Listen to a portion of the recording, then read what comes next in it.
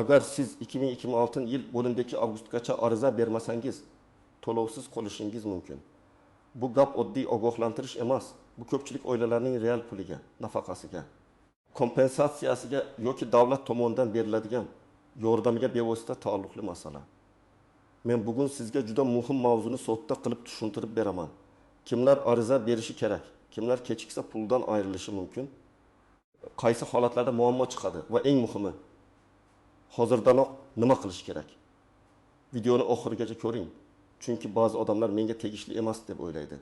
Lekin keyin aynan o'sha odamlarning to'lovi to'xtab qoladi. Kanalga hoziroq obuna bo'ling, videoga like bosing. Chunki bunday ma'lumotlar vaqtida yetib borsa, ko'p odam o'z pulini saqlab qoladi. Avval vaziyat qanday edi? Ko'p hollarda odamlar biror to'lov, yordam, nafaqa yoki kompensatsiyani olayotgan bo'lsa, tizim avtomatik davom etadi deb o'ylardi. Masalan, odam bir marta ariza bergan, hujjat topshirgan, unga to'lov tayinlangan. Keyin u yillar davomida endi hammasi o'z-o'zidan yuradi deb hisoblagan. Ayrim holatlarda haqiqatdan ham shunday bo'lgan. Ma'lumotlar avtomatik tekshirilgan. Odamdan qayta murojaat talab qilinmagan yoki talab qilinsa ham ko'pchilik buni jiddiy qabul qilmagan. Lekin hozirgi tartibning asosiy farqi shundaki, ma'lum toifadagi fuqarolar belgilangan muddatgacha, ya'ni 2026 yil 15 avgustgacha ariza berishi, o'z huquqini tasdiqlashi yoki ma'lumotlarni yangilash kerak bo'ladi. Bu yerda eng xavfli joy shuki, odam o'zini haqli deb biladi, lekin tizimda uning arizasi bo'lmasa. Hujjati yangilanmagan bo'lsa yoki ma'lumoti tasdiqlanmagan bo'lsa, to'lov to'xtashi mumkin. Men buni kundalik hayotdagi oddiy misol bilan tushuntiraman. Siz bank kartangizga har oy pul tushib turganini tasavvur qiling. Siz bu pul kelaveradi deb yuribsiz. Lekin mas'ul idora falon muddatgacha ariza berib, ma'lumotlaringizni tasdiqlang deb yangi talab qo'ydi. Siz buni ko'rmadingiz, e'tibor bermadingiz yoki keyinroq qilaman dedingiz. Muddat o'tdi. Keyingi oy karta bo'sh. Shunda odam idoraga boradi, navbat kutadi, sababini so'raydi. Javob esa ko'pincha bitta bo'ladi. Muddatida ariza berilmagan.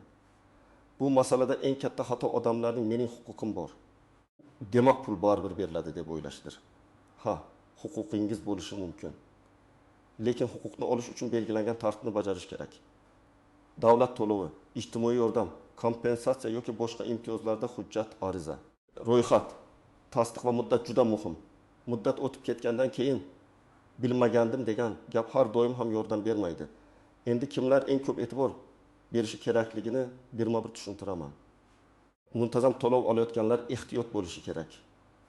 Bu nafaqa, moddiy yordam, kompensatsiya, subsidiyaga o'xshash to'lov yoki boshqa ijtimoiy qo'llab-quvvatlash shakli bo'lishi mumkin. Agar sizning oilangiz byudjetida har oy keladigan ma'lum pul muhim o'rin tutsa, menga xabar kelarmikan deb kutib o'tirmang. O'zingiz tekshiring. Ikkinchi toifa oilaviy holati o'zgarganlar. Masalan, kimdir turmush qurgan, ajrashgan, farzandli bo'lgan, farzandi voyaga yetgan, oila tarkibidan kimdir chiqib ketgan yoki yangi odam ro'yxatga qo'shilgan. Bunday o'zgarishlar to'lovga ta'sir qilishi mumkin. Chunki ko'p yordamlar oila tarkibi, daromad, yashash manzili va ijtimoiy holatga qarab hisoblanadi. Agar eski ma'lumot bilan yurilsa, keyin tizim tekshiruvda nomuvofiqlik topishi mumkin. Uchinchi toifa, manzili o'zgarganlar. Men amaliyotda ko'p ko'rganman. Odam boshqa tuman yoki shaharga ko'chadi. Lekin hujjatdagi manzil, ro'yxat, mahalla yoki idoradagi ma'lumot eski qoladi. Keyin xabar eski manzilga ketadi yoki ariza noto'g'ri hudud bo'yicha ko'riladi. Natijada odamning o'zi aybdor bo'lmagandek ko'rinadi, lekin hujjat jihatdan masala chalkashib ketadi. To'rtinchi toifa hujjatlari muddati tugagan yoki nomuvofiqlik bor fuqarolar. Pasport yoki ID karta ma'lumotlari o'zgargan bo'lishi mumkin. Familiya almashgan bo'lishi mumkin. Bank karta rekviziti o'zgargan bo'lishi mumkin. Telefon raqami boshqa odam nomida bo'lishi mumkin. Shularning har biri kichik narsa ko'rinadi, lekin to'lov masalasida katta muammo keltirib chiqaradi. Chunki tizim odamni aniqlay olmasa yoki pul o'tkaziladigan hisob faol bo'lmasa, to'lov kechikadi yoki to'xtaydi. Keling, aniq misollar bilan ko'rib chiqamiz. Birinchi misol, bir oilada ona har oy 600 ming so'm atrofida yordam olib kelgan. U ariza bir marta berilgan, hammasi davom etadi deb o'ylagan. Keyin oila tarkibida o'zgarish bo'lgan. Katta farzand ishga kirgan, daromad paydo bo'lgan, lekin bu ma'lumot yangilanmagan. Belgilangan muddatgacha ariza berilmagani uchun keyingi tekshiruvda to'lov to'xtagan. Ona idoraga borganda undan yangi ariza. Daromadlar haqidagi ma'lumot, oila tarkibini tasdiqlovchi hujjatlar so'ralgan. Agar u buni oldindan qilganida, hech bo'lmaganda masala vaqtida ko'rib chiqilar edi. Ikkinchi misol. Pensioner odam kompensatsiya yoki qo'shimcha to'lov oladi. U internetdan foydalanmaydi. Telefoniga kelgan SMS'ni ham bolalari ko'rib bermaydi. U men pensionerman, menga tegishli pulni hech kim to'xtatmaydi deb o'ylaydi. Lekin ayrim qo'shimcha to'lovlar pensiyaning o'zi kabi avtomatik bo'lmasligi mumkin. Ba'zilarda ariza, tasdiq yoki alohida ro'yxat talab qilinadi. Shu sababli men har doim aytaman, keksa ota-onangiz bo'lsa, ularning to'lovlari bo'yicha hujjatlarni farzandlari tekshirib qo'ysin. Uchinchi misol, yosh oila ijara, uy-joy, bolalar nafaqasi yoki boshqa yordam bo'yicha murojaat qilgan. Ularga bir muddat pul tushgan. Keyin yoki xotin ish joyini almashtirgan, daromad ko'paygan yoki kamaygan, ariza yangilanmagan. Bu yerda ikki xil xavf bor. Birinchisi to'lov to'xtashi mumkin. Ikkinchisi agar ortiqcha to'lov aniqlansa. Keyin qaytarish talabi ham chiqishi mumkin. Shuning uchun tushsa tushaversin deb beparvo bo'lish noto'g'ri. Hamma narsa qonuniy va hujjat bilan toza bo'lishi kerak. 4-chi misol, fuqaro bank kartasini almashtirgan. Eski karta yopilgan, yangi karta ochilgan, lekin to'lov bo'yicha rekvizit yangilanmagan. U ariza berganman deb o'ylaydi, ammo pul tushmaydi. Keyin aniqlansa, muammo arizada emas, hisob raqamida bo'lib chiqadi. Shuning uchun ariza topshirganda faqat ism, familiya emas, karta, hisob raqam, telefon, manzil va shaxsiy ma'lumotlarning barchasi to'g'ri ekanini tekshirish kerak. Kimlar xavotir olmasligi mumkin. Agar sizga tegishli to'lov avtomatik ravishda qonun bo'yicha tayinlangan bo'lsa, barcha ma'lumotlaringiz yangilangan bo'lsa, ariza talab qilinmasligi rasman tasdiqlangan bo'lsa, unda ortiqcha vahima qilish shart emas. Lekin bu yerda ham men ehtiyotkorlikni maslahat beraman. Menga tegishli emas degan xulosani qo'shnining gapidan emas, mas'ul idora, rasmiy portal yoki mahalla orqali tekshirib oling. Chunki bir xil nomdagi to'lovlarning tartibi turlicha bo'lishi mumkin. Endi istisnolar, tuzoqlar va ko'pchilik bilmaydigan nozik jihatlarga o'tamiz. Birinchi nozik jihat, ariza berishning o'zi pul tayinlandi degani emas. Ko'pchilik ariza topshiradi, keyin men topshirdim, endi pul aniq tushadi deb o'ylaydi. Aslida ariza bu murojaat. Undan keyin tekshiruv bo'ladi, hujjatlar solishtiriladi, daromadlar, oila tarkibi, yashash joyi yoki boshqa mezonlar ko'riladi. Agar talabga mos kelsangiz, to'lov tayinlanadi. Agar mos kelmasangiz, rad javobi bo'lishi mumkin. Ikkinchi nozik jihat, arizani muddatning oxirgi kuniga qoldirmang. 2026 yil 15 avgust uzoqdek ko'rinadi. Lekin vaqt juda tez o'tadi. Oxirgi haftada hamma bir paytda murojaat qilsa, portal sekin ishlashi, navbatlar ko'payishi, hujjat yetishmasligi, xatoni tuzatishga vaqt qolmasligi mumkin. Masalan, siz 17 avgust kuni bordingiz, lekin sizdan qo'shimcha hujjat so'rashdi. U hujjatni olishga 2 kun kerak bo'lsa, siz muddatdan o'tib ketasiz. Shuning uchun men amaliy maslahat sifatida aytaman. Bunday ishni kamida bir necha oy oldin qilib qo'ygan yaxshi. Uchinchi nozik jihat, og'zaki gapga ishonib qolmang. Mahalladagilar aytdi, tanishim aytdi, qo'shnim shunday dedi degan gaplar hujjat o'rniga o'tmaydi. Sizda ariza topshirilganini tasdiqlovchi raqam, qabul qilingan sana, kvitansiya, elektron xabar yoki yozma javob bo'lishi kerak. Ertaga muammo chiqsa men kelgandim deyish qiyin bo'ladi.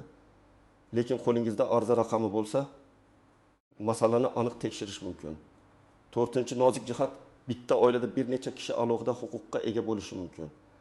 Masalan, oilada nogironligi bo'lgan shaxs, pensioner, voyaga yetmagan bola, boquvchisini yo'qotgan farzand yoki boshqa imtiyozli toifa bo'lishi mumkin. Bunday holatda bitta ariza hammasini qamrab oladimi yoki har biri bo'yicha alohida murojaat kerakmi? Buni albatta aniqlang. Chunki bitta to'lov bo'yicha hujjat topshirib, boshqasini unutib qo'yish ehtimoli bor.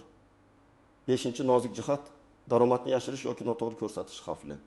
Ba'zi odamlar daromadimni aytmasam, ko'proq yordam olaman deb o'ylashi mumkin. Men buni qat'iy tavsiya qilmayman. Hozir ko'p ma'lumotlar elektron tizimlarda solishtiriladi. Ish haqi, soliq, pensiya, kadastr, avtomobil, bank ma'lumotlari va boshqa bazalar. Noto'g'ri ma'lumot keyin aniqlansa, nafaqat to'lov to'xtaydi, balki ortiqcha olingan mablag'ni qaytarish masalasi ham ko'tarilishi mumkin. 6-chi nozik jihat, chet elga chiqib ketganlar yoki uzoq vaqt boshqa joyda yashayotganlar.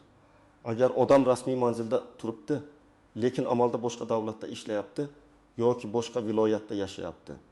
Bu to'lov shartlariga ta'sir qilishi mumkin. Ayniqsa oila tarkibi va daromad masalasida. Shuning uchun bunday holatda hujjatlarni aniq va halol ko'rsatish kerak.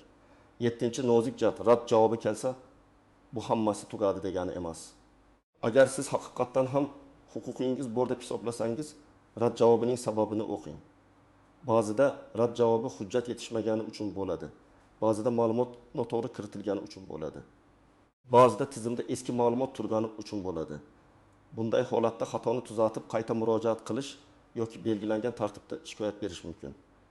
Eng muhimi, vaqtni boy bermaslik. 8-nozik jihat.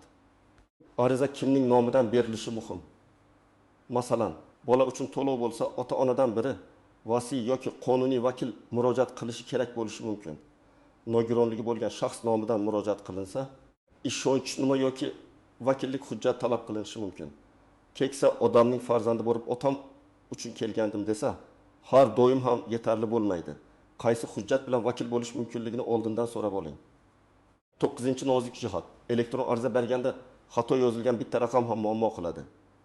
ID karta raqami, JSHR, telefon, bank, hisob raqami, manzil, tug'ilgan sana, familiyadagi bitta harf noto'g'ri bo'lsa, ariza qaytishi yoki noto'g'ri ko'rilishi mumkin. Shuning uchun arizani yuborishdan oldin hammasini 2 marta tekshiring. Agar o'zingiz ishonmasangiz, savodliroq farzandingiz, yaqin qarindoshingiz yoki mas'ul xodimdan yordam so'rang. Endi eng muhim qism, siz hozir nima qilishingiz kerak? Men buni aniq qadamlar bilan aytaman. Birinchi qadam, siz olayotgan yoki olishni kutayotgan to'lov nomini aniqlang. Davlatdan pul olaman deyish yetarli emas. Qaysi to'lov? Nafaqa, moddiy yordam, kompensatsiya, subsidiya, pensiyaga qo'shimcha, bolalar puli yoki boshqa yordammi? Nomini bilmasangiz, hujjatlaringizni ko'ring. Bankdagi tushum izovini tekshiring yoki mahalladan so'rang. Ikkinchi qadam, bu to'lov bo'yicha 2026 yil 15-avgustgacha ariza talab qilinadimi? Shuni aniqlang. Buni rasmiy manbalardan tekshiring.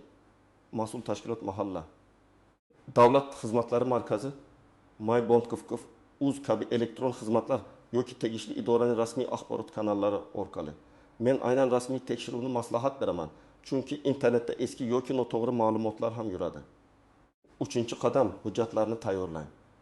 Odatda shaxsni tasdiqlovchi hujjat, ID karta yoki pasport ma'lumotlari, JSHR, yashash manzili, oila tarkibi, nikoh yoki ajrim hujjatlari, farzandlarning tug'ilganlik guvohnomasi. Daromadga oid ma'lumotlar, bank rekvizitlari kerak bo'lishi mumkin. Agar nogironlik, o'quvchisini yo'qotganlik, vasiylik yoki boshqa maxsus holat bo'lsa, shuni tasdiqlovchi hujjatlarni ham tayyorlang. 4-qadam, arizani qayerga berishni tanlang. Agar elektron xizmat mavjud bo'lsa, MyTek, uz yoki tegishli rasmiy portal orqali yuborish mumkin. Agar internetdan foydalanish qiyin bo'lsa, davlat xizmatlari markaziga boring. Ayrim masalalarda mahalla, ijtimoiy himoya organlari yoki boshqa mas'ul idoraga murojaat qilinadi. Muhimi, ariza rasmiy tartibda qabul qilingan bo'lsin. 5-qadam, ariza matnini aniq yozing. Unda kimligingiz, qaysi to'lov yoki yordam bo'yicha murojaat qilayotganingiz, oilaviy holatingiz, aloqa raqamingiz, manzilingiz va ilova qilinayotgan hujjatlar ko'rsatilishi kerak. Agar siz 2026 yil 15-avgustgacha belgilangan tartib asosida to'lovni davom ettirish yoki tayinlash uchun ariza beraman, mazmunida murojaat qilsangiz masala aniqroq bo'ladi. Lekin har bir to'lov turi bo'yicha tayyor shakl bo'lsa, albatta o'sha shakldan foydalaning. 6-qadam, ariza qabul qilinganini tasdiqlovchi dalilni saqlang. Elektron ariza bo'lsa, ariza raqamini yozib oling, skrinshot qiling, SMS yoki elektron xabarni o'chirib yubormang. Qog'ozda topshirsangiz, kirim raqami, sana va qabul qilgan xodim haqida ma'lumot bo'lishiga e'tibor bering. Bu keyin sizni himoya qiladigan eng muhim dalillardan biri. 7-qadam, ariza holatini kuzatib boring. Topshirdim, bo'ldi deb unutib yubormang.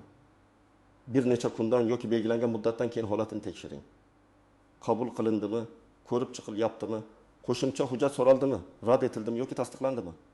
Ayniqsa telefoningizni o'chirib qo'ymang, SMS va qo'ng'iroqlarga e'tibor bering. Ba'zan idora qo'shimcha ma'lumot so'raydi. Odam javob bermasa, ariza yopilib qolishi mumkin. 8-qadam, oiladagi boshqa odamlarni ham tekshiring. Faqat o'zingizni emas, ota-onangiz, turmush o'rtog'ingiz, farzandlaringiz, nogironligi bo'lgan qarindoshingiz yoki yordam olayotgan yaqinlaringizni ham o'ylang. Ko'pincha muammo shundan chiqadi. Yoshlar o'z ishini qilib qo'yadi. Lekin qishloqda yoki boshqa tumanda yashayotgan ota-onasining hujjati eskicha qoladi. Keyin to'lov to'xtaganda hamma yuguradi. 9-qadam. Agar xato topsangiz darhol tuzating. Masalan, familiyangiz noto'g'ri yozilgan bo'lsa, manzil eski bo'lsa, bank kartangiz yopilgan bo'lsa, telefon raqamingiz o'zgargan bo'lsa, buni muddatdan oldin yangilang. Ariza berish faqat bitta tugmani bosish emas. To'g'ri ma'lumot bilan berilgan ariza keyingi muammolarning oldini oladi. 10-qadam rad javob bo'lsa, sababini yozma yoki elektron ko'rinishda oling. Sizga bo'lmaydi degan og'zaki gap bilan ketib qolmang. Nega bo'lmaydi? Qaysi mezon bo'yicha, qaysi hujjat yetishmadi, qaysi ma'lumot mos kelmadi. Sabab aniq bo'lsa, uni tuzatish yoki e'tiroz bildirish mumkin. Sababni bilmasangiz, vaqt yo'qotasiz. Men yana bir narsani alohida aytaman. 2026 yil 12 avgust oxirgi sana sifatida tilga olinayotgan bo'lsa, bu sanani o'sha kuni boraman deb tushunmang. Men ekspert sifatida har doim muddatni ichki reja bilan qisqartirishni maslahat beraman. Masalan, o'zingiz uchun oxirgi muddatni 2026 yil iyul deb belgilang. Shunda hujjat yetishmasa, xato chiqsa, qayta topshirish kerak bo'lsa, sizda vaqt bo'ladi. Eng yomon holat odam oxirgi kuni boradi, tizim ishlamaydi, navbat katta bo'ladi yoki bitta hujjat yetishmaydi. Shunda puldan ayrilish xavfi real bo'ladi. Yana bir amaliy maslahat. Hujjatlaringizning nusxasini bir joyga jamlang. Telefoningizda alohida papka oching yoki qog'oz ko'rinishida faylga solib qo'ying. ID karta, tug'ilganlik guvohnomalari, nikoh hujjati, bank rekviziti, oldingi ariza javoblari. SMS'lar, kvitansiyalar hammasi tartibli tursa, idoraga borganda sarson bo'lmaysiz. Ko'p odam navbatda turganda aynan hujjat yetishmagani uchun qaytib ketadi. Agar siz qishloqda yashasangiz yoki internetdan foydalanmasangiz, mahallaga borib aniq savol bering. Menga tegishli to'lov bo'yicha 2026 yil 15-avgustgacha ariza berishim kerakmi? Qaysi hujjatlar kerak? Arizani qayerga topshiraman? Qabul qilinganini qanday tasdiqlayman? Qabul qilinganini qanday tasdiqlayman? Aniq bering. Chunki menga pul tushadimi degan savolga umumiy javob olish mumkin. Lekin qaysi ariza, qaysi muddat, qaysi hujjat desangiz, masala aniqroq bo'ladi. Agar siz shaharda yashasangiz va elektron xizmatlardan foydalansangiz, shaxsiy kabinetingizga kirib ma'lumotlaringizni tekshiring. Telefon raqamingiz, manzilingiz, oilaviy holatingiz, bank ma'lumotlaringiz. Mavjud arizalaringizni ko'ring. Ariza yuborgandan keyin statusini kuzating. Elektron tizimda qoralama bo'lib qolgan ariza ham topshirilgan hisoblanmasligi mumkin. Shuning uchun yuborildi yoki qabul qilindi degan holatni ko'rmaguncha xotirjam bo'lmang. Bugun gapning mazmuni juda oddiy. 2026 yil 18-avgustgacha ariza berish talab qilinayotgan bo'lsa, bu muddatni o'tkazib yubormang. Kim kechiksa, to'lovsiz qolishi, pulni yo'qotishi yoki keyin hujjat ortidan yugurib yurishi mumkin. Eng to'g'ri yo'l hozir tekshirish, hujjatlarni tayyorlash, arizani rasmiy topshirish va qabul qilinganini tasdiqlovchi dalilni saqlash. Men sizga vahima qilishni emas, tartibli harakat qilishni maslahat beraman. O'zingizni, ota-onangizni, yaqinlaringizni tekshiring. Ayniqsa muntazam to'lov olayotganlar, oilaviy holati o'zgarganlar, manzil yoki bank rekviziti almashganlar, keksa insonlar va elektron xizmatlardan foydalana olmaydiganlar bunga jiddiy qarashi kerak. Bunday muddatlar haqida odamlarga yetarlicha tushuntirish berilyaptimi? Fikringizni izohlarda yozing. Videoga like bosing, kanalga obuna bo'ling va bu ma'lumotni yaqinlaringizga yuboring. Chunki bitta vaqtida berilgan ariza bir oilaning muhim pulini saqlab qolishi mumkin.